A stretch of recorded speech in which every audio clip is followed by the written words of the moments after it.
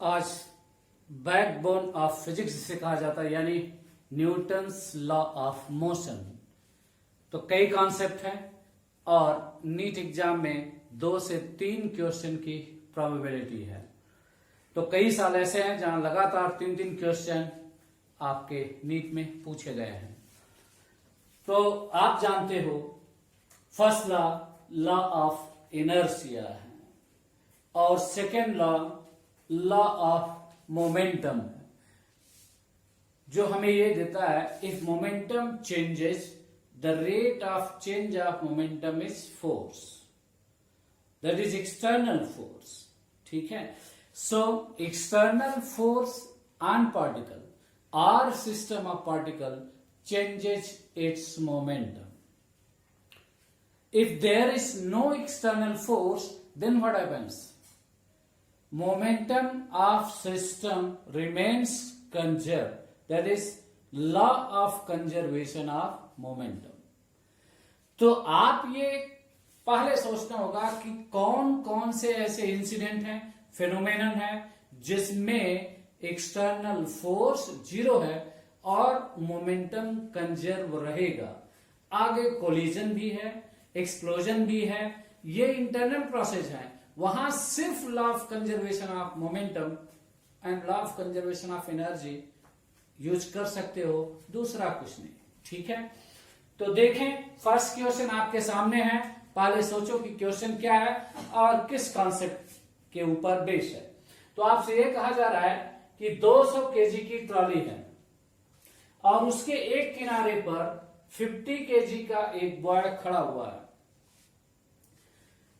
Length of trolley 10 metre per second है और कहीं भी फ्रिक्शन नहीं है, friction is absent at every place. So how much is the displacement of trolley? आपको ट्रॉली का डिस्प्लेसमेंट बताना है जब तक ये boy constant velocity 10 metre per second से इस ट्रॉली के एक किनारे से दूसरे किनारे तक पहुंच जाता है। तो इस बॉय का ट्रॉली पर चलना इंटरनल प्रोसेस है, फ्रिक्शन किसी भी सरफेस पे नहीं है। तो बॉय और ट्रॉली के बीच की कहानी है, यानी दोनों के बीच एक्सटर्नल फोर्स क्या है? 0। तो ये एक फेनोमेनन है जहां एक्सटर्नल फोर्स 0 है और वही इशारा कर रहा है कि momentum will remain conserve. Only external force can change the momentum of particle और system of particle. So linear momentum remains conserve because external force 0 and motion of this boy over trolley is internal process. ठीक है, so from the law of conservation of momentum, initial momentum will be equal to final momentum. अब initial क्या है? जब तक trolley नहीं चली, और ट्रॉली के चलने के बाद मोमेंटम क्या रहेंगे? सेम। तो इनिशियली ट्रॉली का मोमेंटम क्या था? 0। केवल बॉय के पास मोमेंटम, बॉय चलना शुरू हुआ तो momentum of boy, momentum of boy.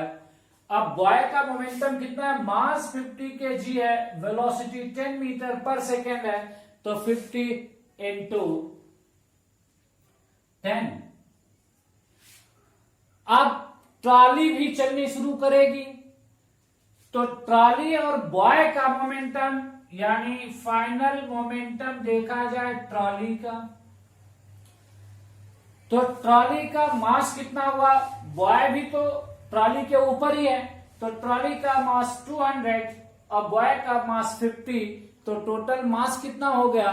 250 से वेलोसिटी ऑफ ट्रॉली vt है, वेलोसिटी ऑफ ट्रॉली vt। तो vt velocity of trolley is equal to 2 metre per second. अब ट्रॉली तो पीछे की ओर जाएगी और इसकी वेलोसिटी होगी 2 metre per second, but trolley चलेगी कितनी देर? जितनी देर तक ये बॉय दूसरे किनारे में चलता है पहुंचने में। तो how much time taken by boy to reach other end, दूसरे किनारे पर पहुंचने में टाइम 10/10 कितना हुआ 1 सेकेंड। और इसलिए ट्रॉली का डिस्प्लेसमेंट वेलोसिटी इनटू टाइम, तो वेलोसिटी ट्रॉली की 2 मीटर पर सेकेंड है, टाइम कितना चलेगी 1 सेकेंड, तो डिस्प्लेसमेंट कितना होगा 2 मीटर, और इसलिए फर्स्ट ऑप्शन करेक्ट है, 2 मीटर डिस्प्लेसमेंट होगा ट्रॉली का। क्या ये बात समझ में आई? Okay.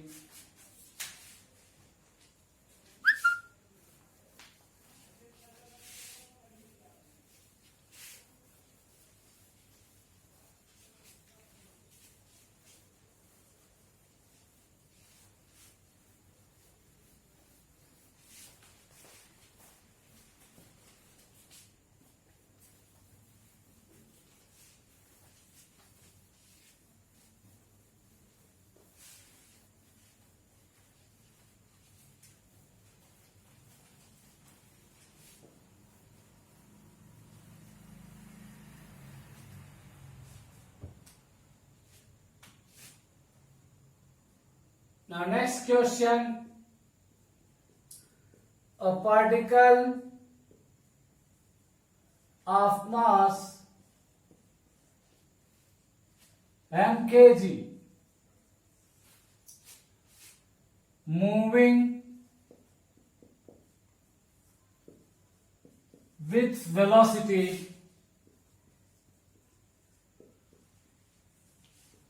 v meter per second strikes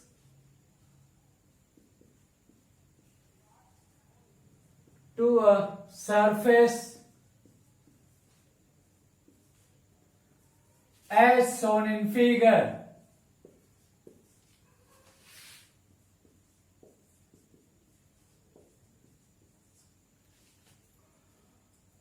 then change in momentum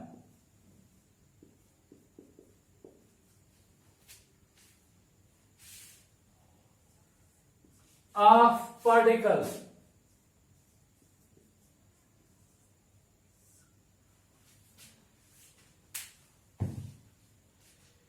तो see, this is the vertical wall और यहां this is 2016 NEET question,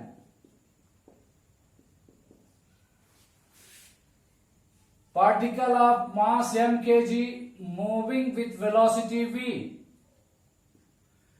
strikes to vertical surface और horizontal से ये एंगल कितना है 60 डिग्री and reflected back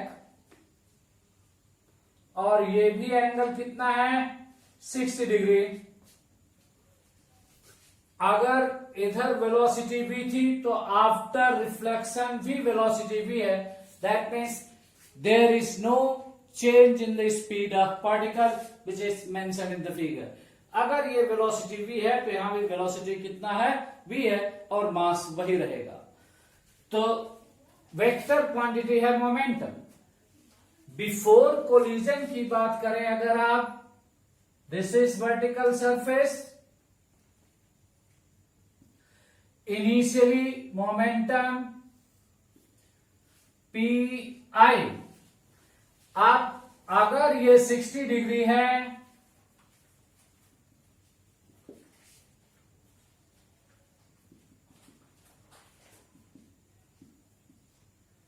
तो ये अपोजिट एंगल भी क्या होगा 60 डिग्री।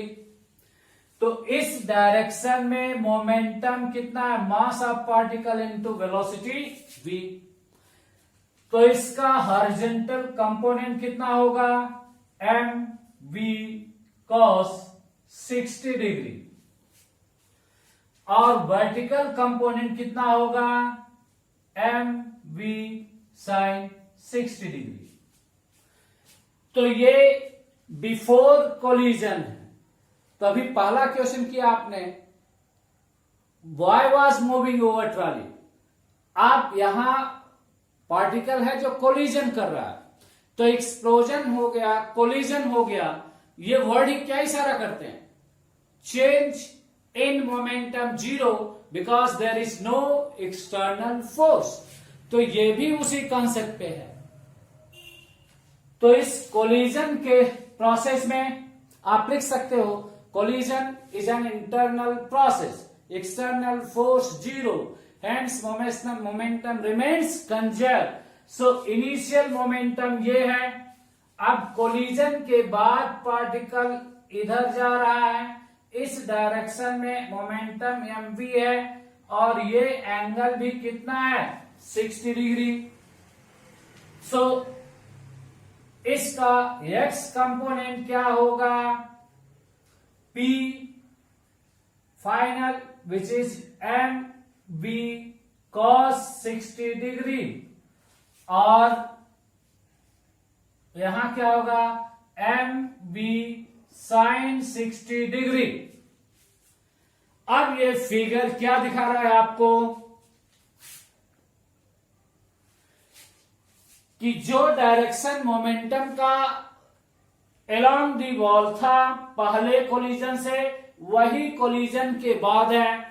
यानी कोलिजन से पहले भी mv sin 60 डिग्री था, कोलिजन के बाद भी mv sin 60 डिग्री है।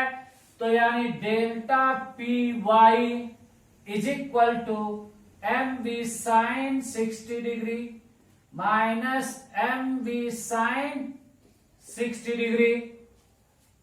इससे क्या हो जाएगा? जीरो। तो कोई मोमेंटम चेंज नहीं होगा।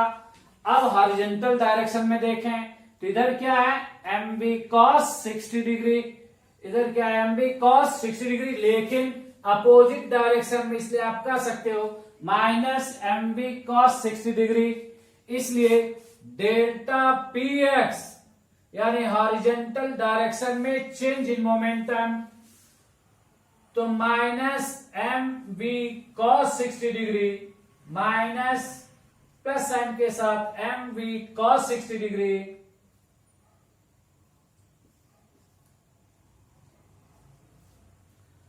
विच इज माइनस 2mv और cos 60 degree which is 1/2, so 2 से 2 gets cancelled and minus mv is the change in momentum which is the correct option. कुछ बात समझ में आई?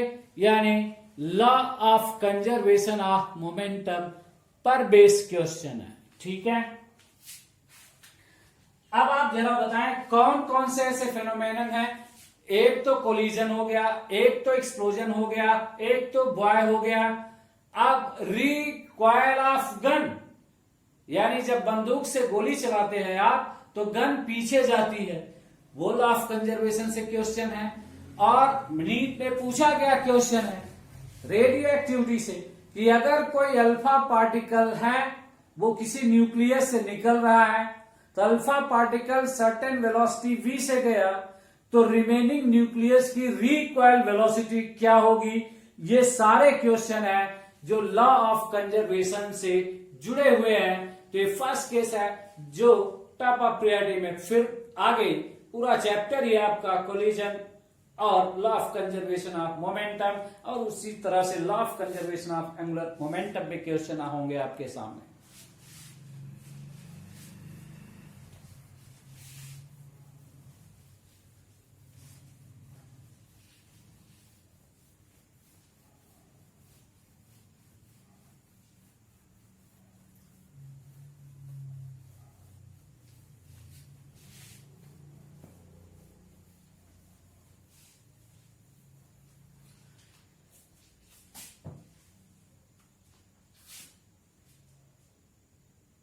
अब ये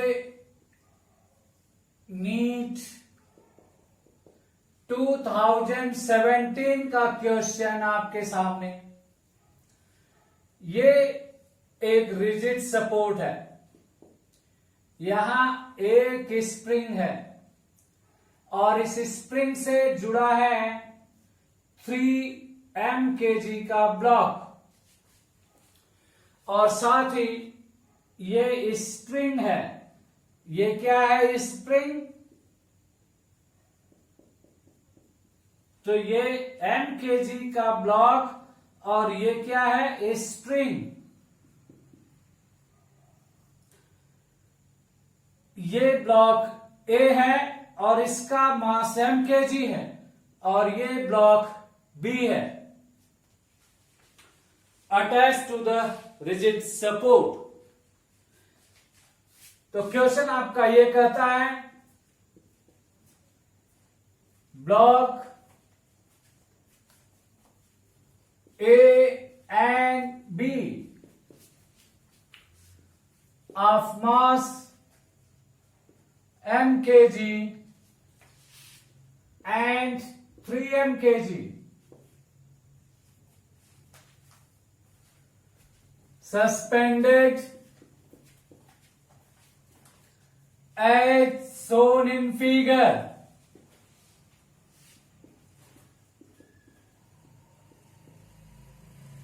जैसा कि इस फिगर में दिखाया गया है, इफ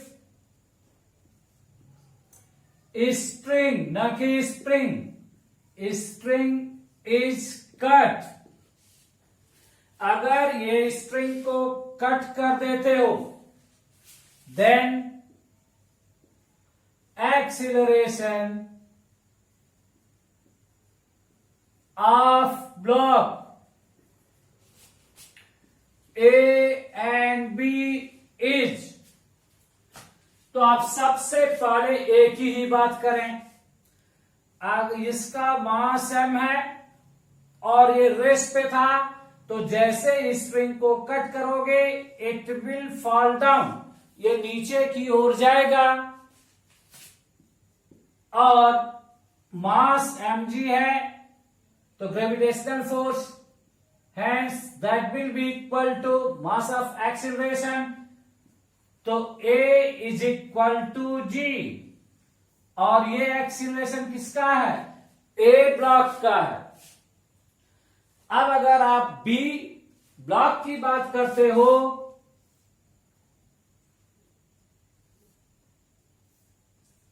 मास कितना है 3m, अब नीचे की ओर लगेगा 3mg फोर्स।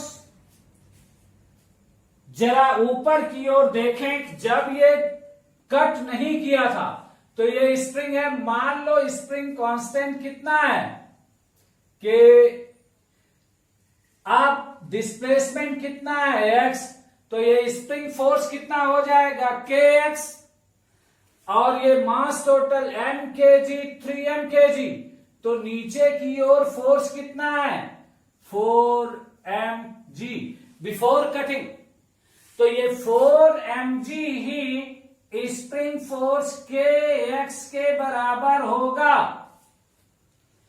तो इतना फोर्स ऊपर की ओर लग रहा है अवे फ्रॉम द बॉडी, तो स्प्रिंग फोर्स kx बराबर 4mg, तो ऊपर की ओर फोर्स लगेगा 4mg which is spring force. इसलिए नेट फोर्स हो गया 4mg माइनस 3mg बराबर m इंटू ए, मास है 3m, अब केवल यही चलने वाला है। अब 4mg ज्यादा फोर्स है तो पार्टिकल किधर चलेगा ऊपर की ओर, ये पार्टिकल किधर चलेगा नीचे की ओर, हेंस ऊपर की ओर एक्सीलरेशन नेट फोर्स होगा तो mg is equal to 3ma, hence acceleration is equal to g by 3 which is vertically upward. ये A और B ब्लॉक के एक्सीलरेशन होंगे। ये 2017 नीट का क्वेश्चन है। कुछ बात समझ में आई?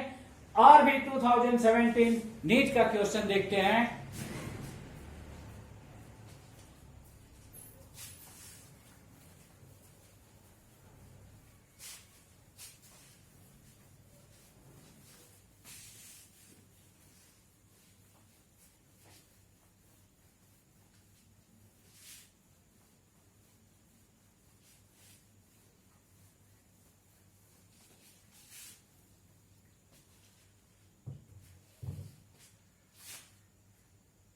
So NEET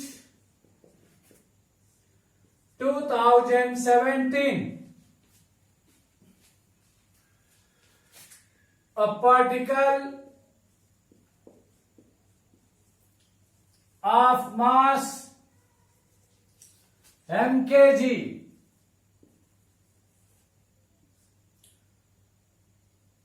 attached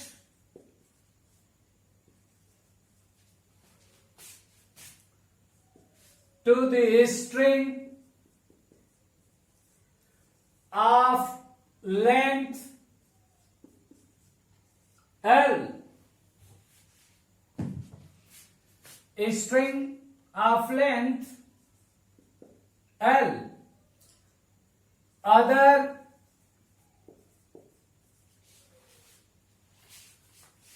end of a string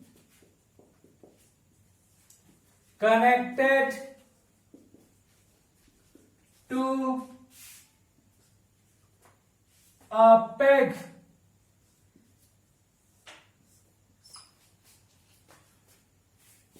and block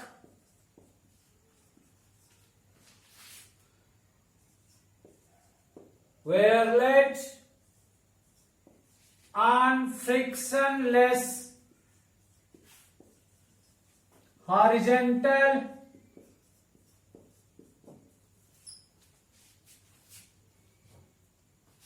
table.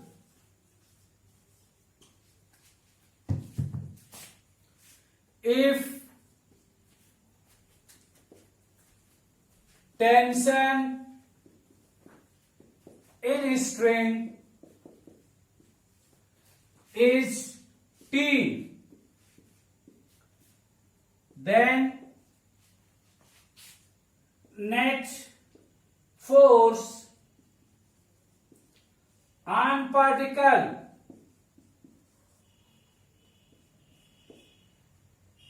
पहला ऑप्शन है टी, दूसरा ऑप्शन है T plus m b square divided by l, तीसरा ऑप्शन है T minus m b square divided by l, चौथा ऑप्शन दिया गया है 0। अब अगर ये पेग है और यहां पार्टिकल है मास m है, it is whirled in horizontal circle. तो आप जानते हो कि टेंशन T बराबर होता है सेंट्रीपिटल फोर्स, ये सेंट्रीपिटल फोर्स है और यही सेंट्रीपिटल फोर्स टेंशन को के बराबर होगा, टेंशन को रिप्रेजेंट करता है, इसलिए फर्स्ट ऑप्शन करेक्ट है, ना कि सेकंड और थर्ड। तो टेंशन T ही सेंट्रीपिटल फोर्स को रिप्रेजेंट करेगा जो towards the centre of circular path होगा, जबकि centrifugal force away from the circular path. Right, this point, this is the question 2017।